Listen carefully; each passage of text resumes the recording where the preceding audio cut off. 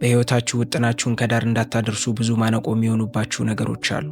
እየኖርንበት ያለው ዓለም አደገኛ ነው። በዚህ ሰዓት፣ በዚህ ጊዜ፣ በዚህ ሕይወት ላይ ለመኖር ጥበበኛ መሆን ብቻ በቂ አይደለም። ይህን ሕይወት በአግባቡ ለመምራት ጥንቃቄም ይፈልጋል። አመናችሁኝም አላመናችሁኝም ሕይወታችሁ በአመለካከታችሁ ጥራትና ስፋት የተሰፈረ ነው።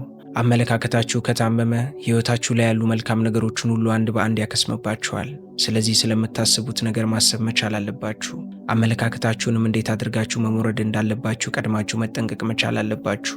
ዛሬ በዚህ ቪዲዮ ስኬታችሁን እየገደሉ ያሉ 7 የአመለካከት በሽታዎችን ለይተን አውጥተን ከነመድኃኒታቸው እንፈትሻለን። በተለይ 6ኛውና 7ኛው ህመም አብዛኞቻችንን እየጎዳ ያለ በሽታ ነውና እስከ መጨረሻው በመከታተል ይህንን ችግር ከሕይወታችሁ አስወግዱ። እንኳን ወደ ሳጥን ዩቲዩብ ቻናል በደህና መጣችሁ። ይህ ሳጥን ነው፣ ከሳጥኑ ውጭ ሆነን የምናስብበትና የምንመክርበት መድረክ። በዚህ ቻናል ሕይወትን የሚቀይሩ ጉዳዮችን እንማማራለን።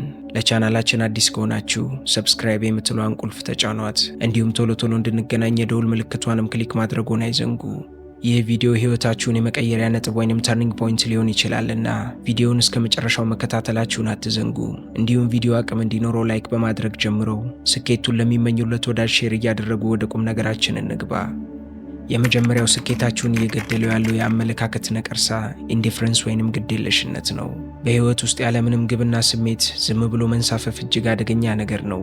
አብዛኞቻችንም ነገሮች ሲስተካከሉ አሊያም ነገ የተሻለ እድል ሲመጣ ሕይወታችንን እንቀይራለን ብለን ራሳችንን እናታልላለን።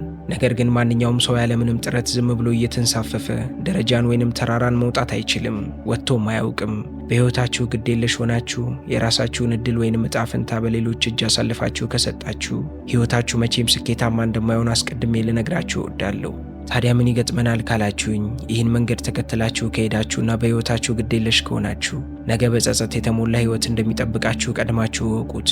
በሕይወታችሁ ምንም አይነት ኢፈርት በማታወጡበት ነገር ላይ፣ እያንዳንዱ ነገር ላይ ግዴለሽ በምትሆኑበት ሰዓት ሕይወታችሁን በዛ ደረጃ በዛን ያክል እናንተ በሰጣችሁት ትኩረት ልክ ጠማማ ይሆንባችኋል። ስለዚህ ሕይወታችሁ እናንተ በምትሰጡት ትኩረትና ድርጊት እንደሚወሰን ቀድማችሁ አውቃችሁ ለዚህ በሽታ ቀድማችሁ መፍትሄ ማዘጋጀት መቻል አለባችሁ። ታዲያ የዚህ በሽታ መፍትሄ ምንድን ነው ብላችሁ ግን እኔን ከጠየቃችሁኝ፣ በሕይወት አሸናፊ ለመሆን አሁን ላይ በሕይወታችሁ እያደረጋችሁት ያለውን ማንኛውንም ነገር በፍቅርና በትጋት መከወን መጀመር ነው። ምንም እንኳን አሁን እየሰራችሁት ያለው ነገር የምትወዱት ባይሆን እንኳን የምትወዱትን እስከምትሰሩ ድረስ የወደዳችሁን መውደድ አለባችሁ። ሕይወት የምትሰራው እንደዚህ ነው። ሕይወት ፌር አይደለችም። የምትፈልጉትን ነገር ሁሌ ላትሰጣችሁ ትችላለች። ነገር ግን የተሰጣችሁን አክብራችሁ ወደፊት በምትራመዱበት በእያንዳንዱ እርምጃ ነጋችሁን የተሻለ አድርጋችሁ የምትሰሩበትን መንገድ እያገኛችሁ ትሄዳላችሁ። ምናልባትም በዛ መንገድ ደስተኛ የምትሆኑበትን የራሳችሁን የውስጣችሁን ሰላምና ደስታም ታገኙ ይሆናል። ነገር ግን ባላችሁ ነገር ግዴለሽ የምትሆኑ ከሆነ መቼም ቢሆን ወደምታስቡት፣ ወደምትመኙት፣ ወደምትፈልጉት የሕይወት አቅጣጫ መራመድና መጓዝ አትችሉም። ስለዚህ የተሰጣችሁን ነገር አክብራችሁ እያንዳንዱን ነገር በመልካም ትጋት መፈጸም መቻል አለባችሁ። አደራ የምላችሁ አንድ ነገር፣ አሁን ያላችሁበት የትኛውንም መንገድ በፍቅርና በቁርጠኝነት ስሩት። ያኔ የተደበቁ በሮች ሁሉ ይከፈቱላችኋል። አሊያም እየሄዳችሁበት ያለው መንገድ ትክክል መሆን አለመሆኑን ቶሎ ትረዳላችሁ። ሁለተኛው ነቀርሳ ውሳኔ ማጣት ወይንም ኢንዲሲሽን አሊያም ማመንታት ነው። ይህ የአእምሮ ሽባነት ወይንም ሜንታል ፓራላይሲስ በመባል የሚታወቅ አስከፊ ህመም ነው። በሕይወታችሁ አንድ ውሳኔ ላይ ለመድረስ መፍራት፣ በምርጫዬ ብሳሳትስ ብሎ መስጋትና አንድ ቦታ ላይ ብቻ ተቀርቅሮ መቅረት በሕይወታችሁ ላይ እጅግ ከባድ ዋጋን ያስከፍላችኋል። አሊያም ደግሞ በዚህ ቅዠት ውስጥ ከሆነ ያላችሁት ለውድቀት እየተንደረደራችሁ መሆናችሁን ቀድማችሁ እወቁት። ማመንታት በሕይወታችሁ ያገኛችኋቸውን መልካም እድሎች ያሳልፋል። ምናልባትም ያንን እድል መልሳችሁ ላታገኙት ትችላላችሁ። ነገር ግን በዛች ሰዓት፣ በዛች ጊዜ፣ በዛች ቅጽበት ውስጥ መወሰን ያለባችሁን ነገር ቀድማችሁ ካልወሰናችሁ፣ በማመንታት ተጠምዳችሁ ወዲህ ወዲያ የምትሉ ከሆነ ያንን እድል ደግማችሁ ላታገኙት ትችላላችሁ። ማመንታትም በሕይወታችሁ ያገኛችሁትን ወርቃማ እድል ዳግም እንዳይመለስ አድርጎ ይቀማችኋል። ሌላኛው ነገር ደግሞ ማመንታት ውድ ጊዜያችሁን ይገድልባችኋል። እርግጥ ነው አንድን ነገር ወስነን ከማድረጋችን በፊት ማሰብ፣ ማሰላሰል ያስፈልጋል። ነገር ግን ከልክ ያለፈ ማመንታትና ወደዚህ ይሻለኛል፣ ወደዛ ይሻለኛል ብሎ በሐሳብ መዋለል ለሥራ ሊውል የሚችል ውድ ጊዜያችሁን ይቀማችኋል። ያ ጊዜ ደግሞ ተመልሶ አይመጣም። እንዲሁም ማመንታት በሶስተኛነት የውስጥ ሰላማችሁን ይቀማችኋል። ቶሎ ወስናችሁ ልታልፉበት በሚገባ በዚያ ጉዳይ ላይ እንዲህ ላድርግ፣ እንዲያ ይሻለኛል፣ እንዲህ ቢሆንስ፣ እንዲያ ቢሆንስ እያላችሁ በምታመነቱበት ሰዓት ውስጣችሁ ይረበሻል። መጨረሻም ልትወጡበት የማትችሉበት የጭንቀት ማዕበል ውስጥ ይከታችኋል። በዛ ውስጥ ስትሆኑ ደግሞ የውስጥ ሰላማችሁን ታጣላችሁ። ታዲያ ምን እናደርግ? ማመንታትንስ እንዴት ከህይወታችን እናስወግድ ብላችሁ ከጠየቃችሁኝ በህይወታችሁ ውስጥ ካሉት አማራጮች ውስጥ የተሻለ ብላችሁ የምታስቡትን አሁኑኑ ምረጡና ሙሉ በሙሉ አቅማችሁን እዛ ነገር ላይ አድርጋችሁ ብቻ በርትታችሁ ስሩ። ይህን ስታደርጉ ሁለት ነገር ይጠብቃችኋል። የመጀመሪያውና መልካሙ ነገር ሊሳካላችሁ ይችላል። ከተሳካላችሁ እሰየው፣ በዛ መንገድ ትቀጥላላችሁ። ነገር ግን ምናልባት ከአማራጮች ውስጥ የወሰናችሁት ውሳኔ ትክክል ካልሆነ ደግሞ ተምራችሁበት ብልህ ሆናችሁ የሚቀጥለውን ህይወታችሁን ማስተካከል ትችላላችሁ። ነገ ላይ የምታገኟቸውን የተለያዩ እድሎችንም እንዴት አድርጋችሁ መጠቀም እንዳለባችሁ ትረዳላችሁ። ሶስተኛው የአመለካከት በሽታ ጥርጣሬ ወይንም ዳውት ነው። ጥርጣሬ እንደ አደገኛ ወረርሽኝ በውስጣችን ውስጥ የሚሰራጭ መርዝ ነው።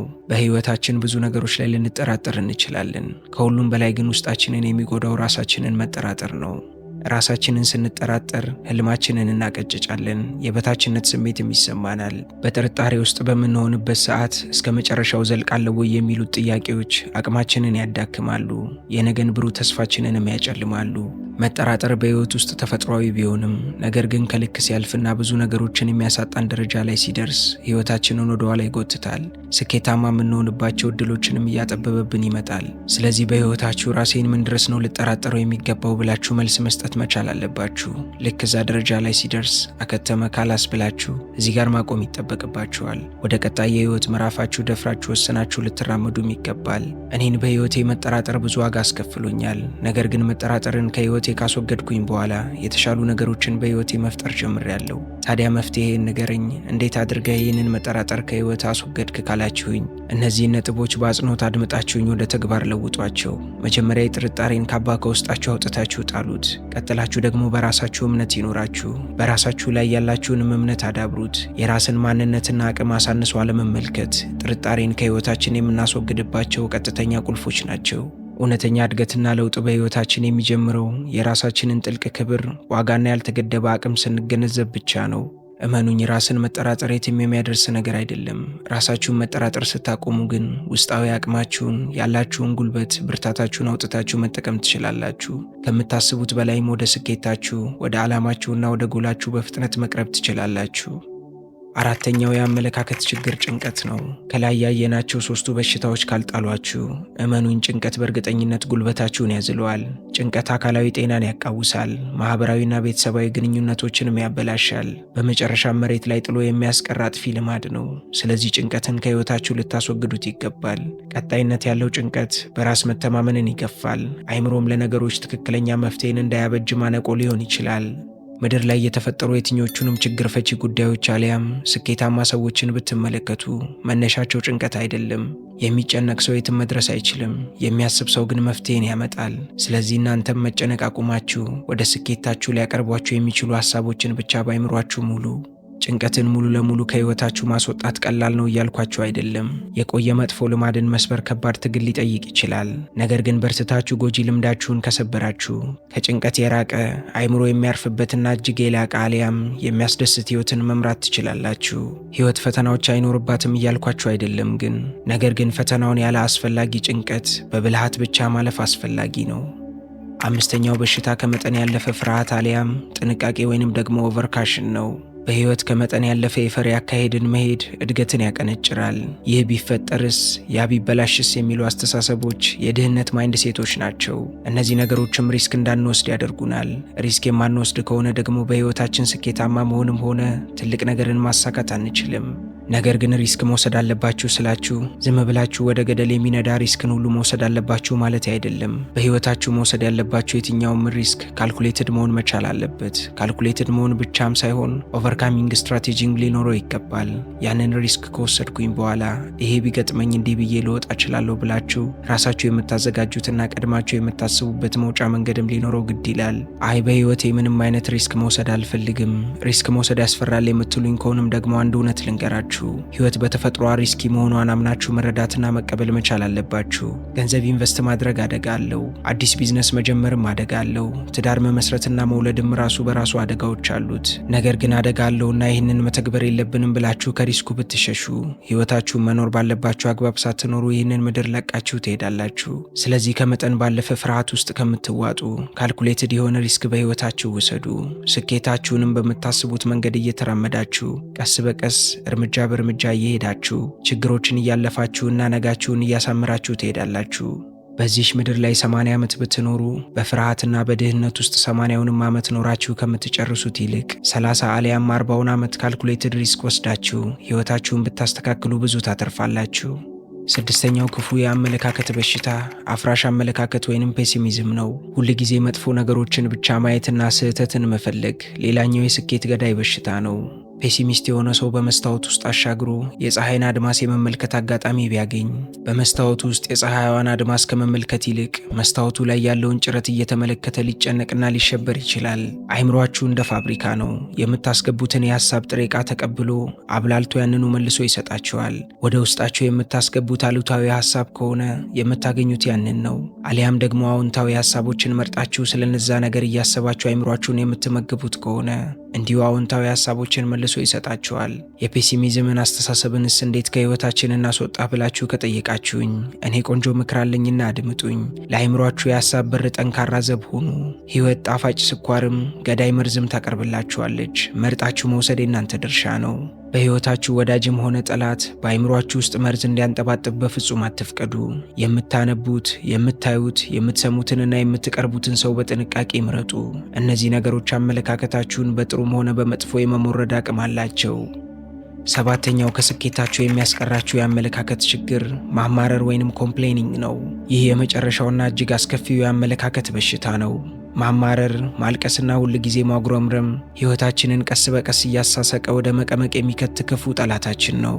በህይወታችሁ የምታማርሩ ከሆነ እመኑኝ ስኬታማ መሆንን እርሱት። የሚያማርር ሰው መቼም ስኬታማ መሆን አይችልም። በማማረር የምታባክኑት እያንዳንዱ ደቂቃ ህይወታችሁን ወደ ኋላ የሚጎትትና አስሮ የሚያስቀራችሁ ክፉ ነቀርሳ ነው። በህይወቱ የሚያማርር ሰው ምናልባት መነሻውን ትላንት ላይ አድርጎ ሊሆን ይችላል። ነገር ግን እያየው ያለውን ዛሬ እያበላሸ ያላየውን ደግሞ የነገውን ጥሩ ተስፋውን እያበላሸ የሚሄድ የሚባክንና ከንቱ ሰው ነው። ታዲያ በህይወታችን እንዴት አድርገን ማማረርን እናቆማለን ካላችሁኝ የመጀመሪያው መላበስ ያለባችሁ ነገር አመስጋኝነትን ነው። አመስጋኝ የሆነ ሰው የመኖር ትርጉም የገባው ሰው ነው። በህይወት ሁል ጊዜም እኛ ስለማናስተውል እንጂ ከጎደለን ነገር ይልቅ የተሰጠን ነገር ሁሌም ይበልጣል።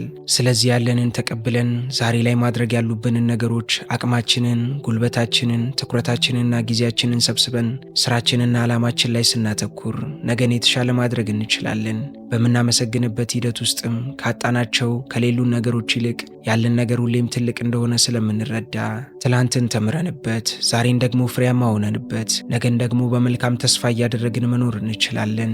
አመስጋኝነትን በህይወታችን ስንላበስ በችግሮች ከማማረር ይልቅ በመፍትሄና በአዎንታዊ ለውጥ ላይ ሙሉ ለሙሉ በማተኮር ህይወታችንን የበለጠ ስኬታማ ማድረግ እንጀምራለን። ህይወት የሚቀየረው በርትቶ በመስራት ትኩረትን አንድ ነገር ላይ በማድረግና ቀና አመለካከትን በመላበስ እንጂ በማማረር አይደለም። አስተውሉ ቤተሰቦቼ፣ ጀበና ቢገነፍል የሚያቆሽሸው ራሱን ነው እንጂ ማንንም አይደለም። ይህ ትምህርት ለእናንተ ጠቃሚ ሆኖ ካገኛችሁት ለሌሎችም መልእክቱ እንዲደርስ ቪዲዮውን ላይክና ሼር ማድረጋችሁን አትርሱ። እንዲሁም ዛሬ ከተማርናቸው ነጥቦች ውስጥ የትኛው ነጥብ የበለጠ ልባችሁን እንደነካውና በውስጣችሁ ልትቀይሩት እንዳሰባችሁ በኮሜንት ሳጥን ውስጥ አስቀምጡልኝ። እኔም እያንዳንዷን ኮመንት አነባለሁ።